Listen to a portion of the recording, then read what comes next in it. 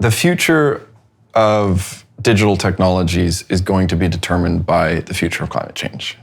We live in a world that accommodates us, and that could change. AI can be useful, but it will still be subject to climate change. There are some challenges around using AI everywhere. We knew even in 2014 that the cloud, where you might store your emails or your photos or anything like that, was the 6th largest consumer of electricity globally. And that was in 2014. It's been almost a decade, and we're just getting started with the AI project. So if we're going to ramp that up, we're going to have to be aware of the kind of implications. These large language models are taxing on the environment. I think of each one, just because of their cost, as mini skyscrapers. They cost millions of dollars, and they put a lot of carbon out into the environment because of the resource intensive they are.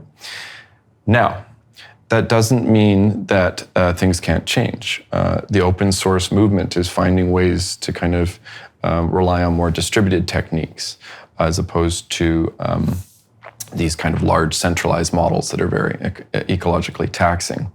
And so I think the exciting part about the future of AI and climate is less about technology and more about society. I think we should look to Indigenous communities for the leadership that they bring to the world about what it means to relate to nature. That this is not just a planet to be extracted from, but it's Mother Nature is an entity we relate to. And that may sound kind of totally alien to AI, but I think our reliance on natural systems is going to become more and more apparent regardless of what happens in AI. And so it's kind of inevitable that we have to start to thread these big technological aspirations with an increasingly unstable planet.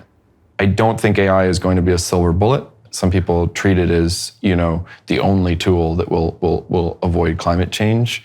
But I think actually, as I've alluded to, that training young people to think about soil and water and air and the kind of system that we live in will have more potential ultimately in terms of us kind of finding sustainable ways to live with the world.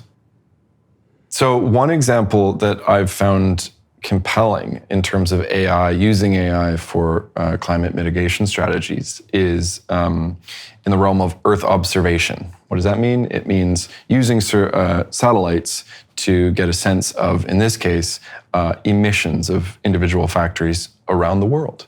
Because actually the reporting is surprisingly tough. What a particular company in a particular country says it's putting out in terms of carbon emissions versus what it's actually putting out has been this open question.